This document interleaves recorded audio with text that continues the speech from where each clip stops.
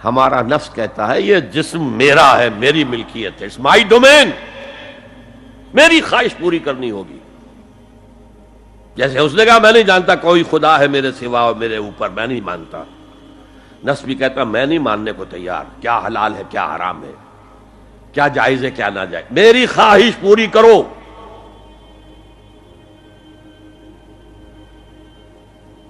اس کے خلاف جہاد، یہ پہلی منزل کا جہاد ہے. اور آپ کو معلوم ہے 3 منزلہ عمارت ہے تو بلند ترین تو ہے تیسری منزل، اہم ترین ہے پہلی منزل. پہلی منزل بنے گی تو دوسری بنے گی، دوسری ہوگی تو تیسری بنے گی نا. پہلی منزل یہ ہے اور اہم ترین یہ ہے. اسی لیے مولانا روم نے کہا نفس ماں ہم کم طرز فرعون نیست، میرا نفس بھی فرعون سے کم نہیں ہے، لیکن ایراعون نیست، اس کے پاس لاؤ لشکر تھا. اس نے زبان سے بھی کہہ دیا تھا انا ربکم الاعلی، میں ہوں خدا. میرا نفس بیچارہ اس کے پاس کوئی لاؤ لشکر نہیں، زبان سے تو یہ کچھ نہیں کہتا، اندر یہی کہتا میں بادشاہ ہوں اس وجود کا، میری مرضی پوری ہو. تو اسٹرگل اگینسٹ دس بیسر سیلف، ایک سیلف ہے اونچی سیلف، خودی، انا، ایگو، اور ایک ہے یہ بیسر سیلف، یہ ہماری جبلتیں جو اندھی بہری ہیں، جو حلال اور حرام سے انہیں کوئی غرض نہیں ہے، ان کے خلاف جہاد کرنا. آپ نے فرمایا صلی اللہ علیہ وسلم المجاہد من جاہد نفسہ، اصل مجاہد وہ ہے جو اپنے نفس کے خلاف جہاد کر سکے. تمہارے اندر یہ دشمن تو بیٹھا ہوا ہے، تکڑا ہے، تمہیں کنٹرول کر رہا، چلے آؤ باہر کے دشمنوں سے جہاد کرنے کے لیے. تم نے ٹانگے کو گھوڑے کے آگے باندھ دیا. اور ایک دفعہ حضور سے پوچھا گیا ای الجہاد افضل یا رسول اللہ، اے اللہ کے رسول سب سے افضل جہاد کون سا ہے؟ فرمایا ان تجاہد نفسک فی طاعت اللہ، اپنے نفس کے خلاف جہاد کرو، اسے اللہ کا مطیع کرو. یہ جو اندر کی کشمکش ہے، کشاکش ہے، یہ جہاد فی سبیل اللہ کا نقطہ آغاز، اللہ کا مطیع بنانا ہے نفس کو. اس کے ساتھ 2 سب لیول اور ہیں. اس نفس کو بھڑکانے والی ایک قوت ہے انویزیبل،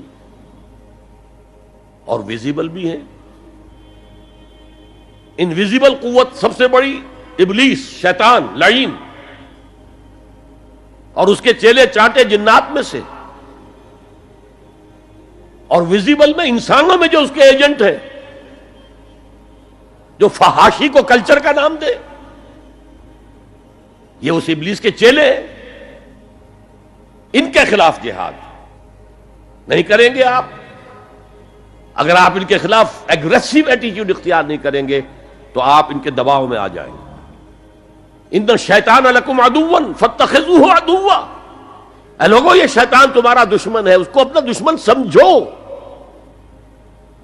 وہ تمہیں سبز باغ دکھاتا ہے، بدی کو مزین کر کے دکھاتا ہے، اچھے اچھے نام اس کے رکھ دیتا ہے، اور تمہیں آمادہ کرتا ہے بدی کے ارتکاب پر. نہیں، وہ تمہارا دشمن ہے.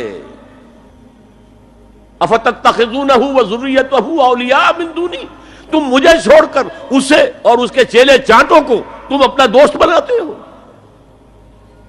نہیں، شیطان کے خلاف جنگ کرو. اور تیسرا اس پر سب لیول کیا ہے؟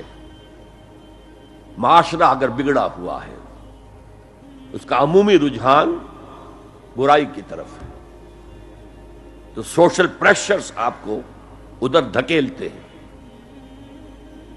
جیسے کہ اگر کوئی موب جا رہا ہے تو اس کے ساتھ چلنا تو بہت آسان ہے، وہ خود ہی آپ کو دھکیلتا ہوا لے جائے گا. اس کے خلاف چلنا بہت مشکل کام. ہو سکتا ہے آپ بڑی زور لگا کے 4 قدم آگے بڑھیں، پھر کوئی ریلا آئے 10 قدم پیچھے لے جائے. تب 2 ہی راستے ہیں، زمانہ بات و سازت تو بعد زمانہ بے ساز. یا تو پیسو معاملہ ہے، زمانہ تمہارے ساتھ سازگاری نہیں کرتا، چھوڑو تم زمانے کے ساتھ سازگاری اختیار کر لو، چلو تم ادھر کو ہوا ہو جدھر کی. ایک یہ ہے کہ نہیں، زمانہ بات و سازت تو بعد زمانہ ستیس، زمانہ اگر تمہارے ساتھ سازگاری نہیں کر رہا تو زمانے سے جنگ کرو، لڑو، ریزسٹ کرو۔ تو 3 جہاد ہو گئے فرسٹ لیول کے، 3 سب لیولز۔ نفس امارہ، اڈ، لیبیڈو، نفس حیوانی کے خلاف جہاد، اس کو بھڑکانے والے، وسوسہ اندازی کرنے والے، اس میں پھونکے مارنے والے، شیطان اور اس کی ذریت مانوی اور ذریت نسلی، جنات اور انسانوں میں جو اس کے ایجنٹ ہیں، ان کے خلاف جہاد، معاشرے کے خلاف ایک اسٹرگل۔ اب یہ 3 جہاد آپ نے کر لیے، اللہ توفیق دے ہم میں سے ہر ایک کو، تو اب یہ جہاد آپ کے جسم سے باہر نکلے گا، خارج میں آئے گا۔ دوسری منزل ہے نظریاتی تصادم۔ اگر آپ نے ایمان کا نظریہ اختیار کیا ہے تو الحاد کا نظریہ رکھنے والے بھی موجود ہیں،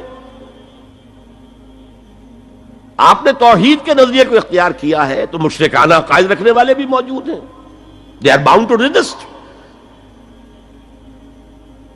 اس کے خلاف جہاد کرنا ہوگا، محنت کرنی ہوگی، اپنی بات کو دلائل سے ثابت کرنا ہوگا، اپنی بات کو اچھے انداز میں حسن اسلوب سے لوگوں کے دلوں تک پہنچانا ہوگا۔ ظاہر بات ہے وقت لگے گا، جان کھپے گی، اور اگر آپ انتہائی سنسیئر ہیں یہ آپ کا ایک لائف لانگ اور ہول ٹائم جو ہے آپ کی انگیجمنٹ ہوگی یہ۔ And time is money.